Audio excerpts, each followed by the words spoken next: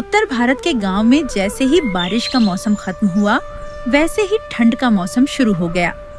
सुबह की हवा में धुंध घुली हुई थी। खेतों पर ओस की बूंदें चमक रही थीं।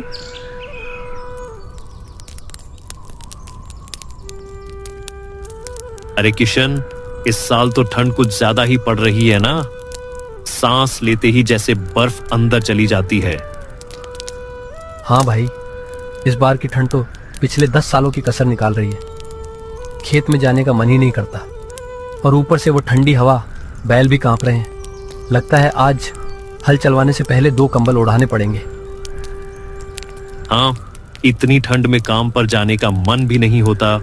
इतनी सर्दी में तो हड्डियां भी जम जाती हैं। हाँ, पर कामों पर तो जाना ही पड़ेगा, नहीं तो खाएंगे क्या। सही कहा। चलो मैं अब घर जाता हूं। देखना पड़ेगा कि घर में कुछ है भी कि नहीं। ठीक है, मैं भी चलता हूं।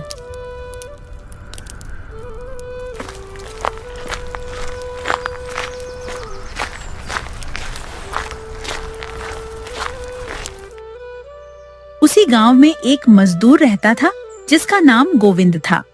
गोविंद बहुत गरीब था। जो कमाता उसी से उसका घर चलता था। वह अपनी पत्नी और बच्चे के साथ एक छोटी सी झोंपड़ी में रहता था। गोविंद, तुम्हें तो पता ही है कि तुम जो कमाते हो वही हम शाम को खाते हैं, पर अब सब चीजें खत्म हो रही हैं। हाँ रूपाली, मुझे पता है। ठंड की वजह से 2 दिन से कोई भी काम नहीं मिला। पर गोविंद, हमारे पास आज का ही खाना है।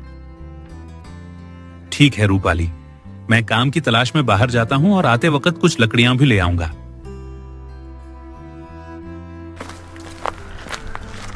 और गोविंद काम की तलाश में बाहर निकल जाता है। गोविंद गांव के चौक में जाता है।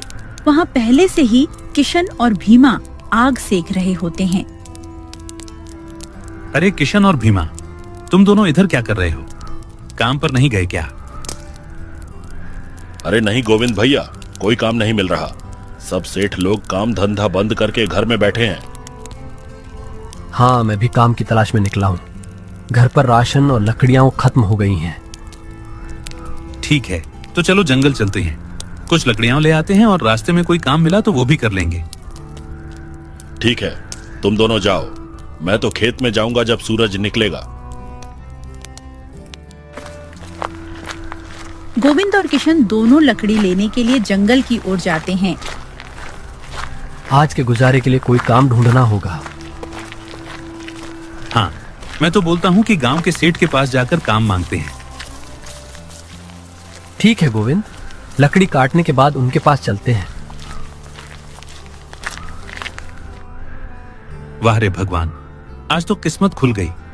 इतने सारे सूखे पेड़ और मैं सोचता था कि लकड़ियां जुटाने में हफ्तों लगेंगे। यहाँ तो आधा काम तो आज ही हो जाएगा।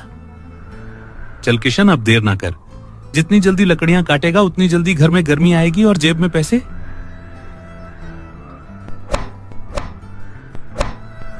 दोनों लकड़ी काटना शुरू कर देते हैं।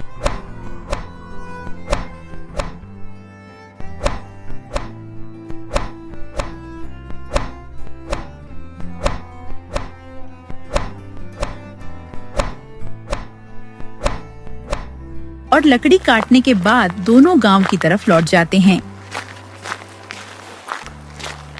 जंगल से सीधे वह दोनों गांव के सेठ के घर जाते हैं। गांव का सेठ मंगलराम बहुत ही लालची था और गांव वालों का शोषण करता था। नमस्कार सेठ जी। हाँ बोलो गोविंद और किशन, कैसे आना हुआ? सेठ जी, अगर कुछ काम मिल जाता तो हमारा गुजारा चल जाता। सेठ थोड़ा सोचता है और मन में बोलता है, वैसे भी कोई काम वाला मिल नहीं रहा। इन दोनों से आधे दाम में काम कराऊंगा। हाँ, काम तो दे दूंगा मैं तुम दोनों को, पर आज आधे दिन की ही मजदूरी दूंगा। गोविंद थोड़ा सोचकर जवाब देता है। ठीक है सेठ जी, हम तैयार हैं। तो ठीक है गोविंद, तुम मेरे खेत में जाकर काम करो और किशन तुम मेरे घर का काम करो।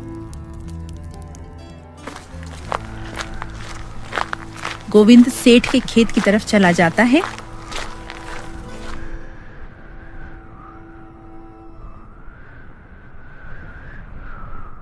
खेत में तो बहुत ठंड है, पता नहीं मैं कैसे काम करूंगा। चलो काम शुरू करता हूं।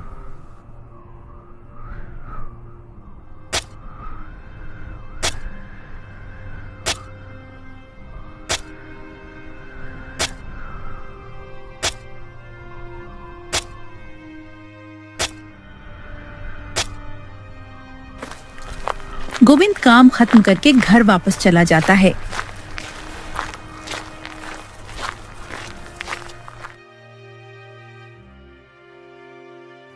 रूपाली, मैं लकड़ियां लेकर आया हूं। अच्छा हुआ तुम लकड़ियां लेकर आए, वैसे भी लकड़ियां खत्म होने वाली थी। और कुछ काम मिला कि नहीं? हाँ, सेठ के खेत में काम तो मिला है, पर आधे दिन का ही काम मिला था। कल जाकर आधे दिन के पैसे ले लूंगा। ठीक है गोविंद, तुम खाना खा लो।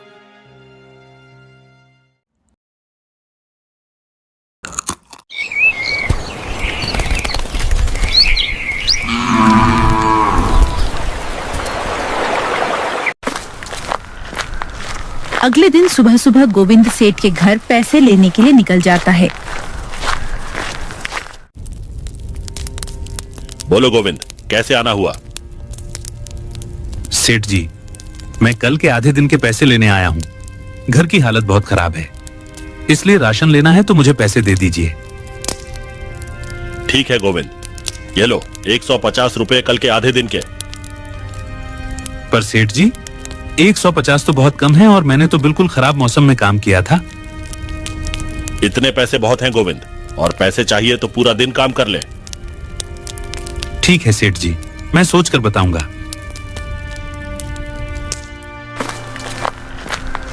गोविंद वहां से चुपचाप निकल जाता है। गोविंद दुखी था क्योंकि 150 रुपये से उसका घर नहीं चलने वाला था और वह जंगल की तरफ चल पड़ा। रास्ते में गोविंद को गांव का एक बुद्धिमान बूढ़ा व्यक्ति मिलता है और वह गोविंद से पूछता है, गोविंद बेटा, इतना दुखी होकर कहाँ जा रहे हो? कुछ नहीं काका, इस गांव में मेहनत का मूल्य कोई नहीं देता, इसीलिए दुखी हूं।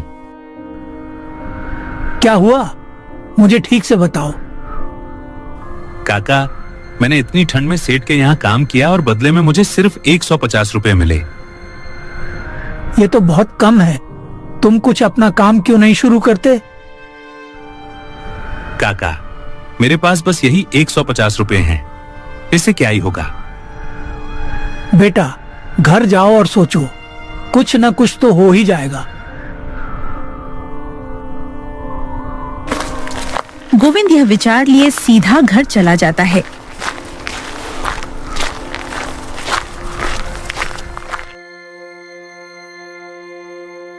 पैसे ले आए क्या सेठ जी से?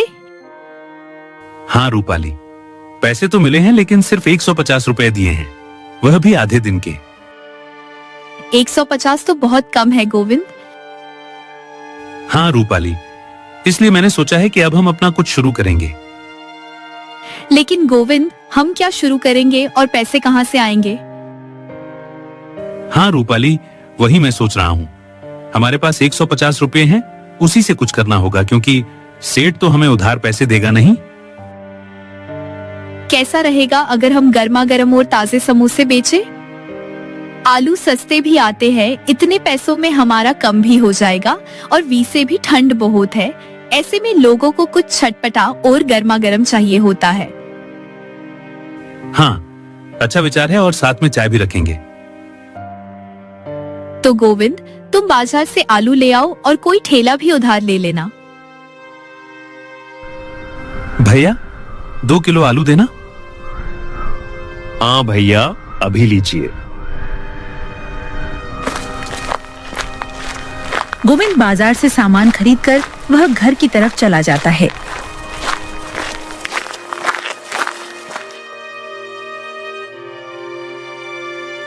रूपाली, मैं आलू ले आया हूँ। ठीक है गोविंद, कल सुबह जल्दी हम समोसे बनाकर ठेला लगाएंगे।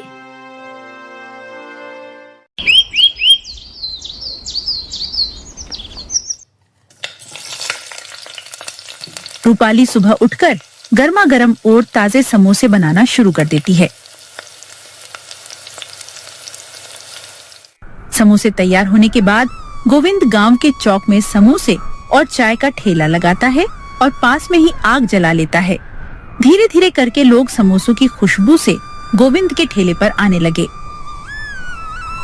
गोविंद बेटा, क्या बेच रहे हो? खुशबू तो बहुत अच्छी आ रही है। समोसे और चाय काका।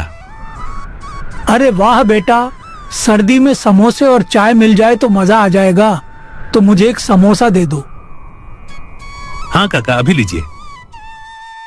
मुझे भी चाय दे दो गोविंद, और एक समोसा भी। हाँ भीमा भाई।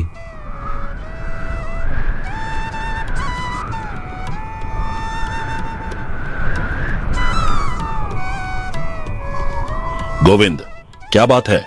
समोसा तो बहुत स्वादिष्ट है। धीरे धीरे गोविंद का ठेला चल पड़ता है।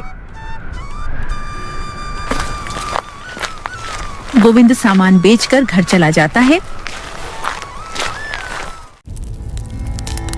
दूसरी तरफ सेठ अपने घर पर किशन से पूछता है। किशन, ये गोविंद कहाँ है? मेरे खेत में काम करने क्यों नहीं आया? सेठ जी, वो आज नहीं आएगा। उसने अपना धंधा चालू कर दिया है। ओह, ऐसा है क्या? ठीक है। सेठ मन ही मन बहुत गुस्सा होता है। अगर ऐसा चलता रहा तो गांव में कोई भी मेरी इज्जत नहीं करेगा, ना ही कोई मेरे खेतों में काम करेगा। गोविंद का कुछ करना पड़ेगा।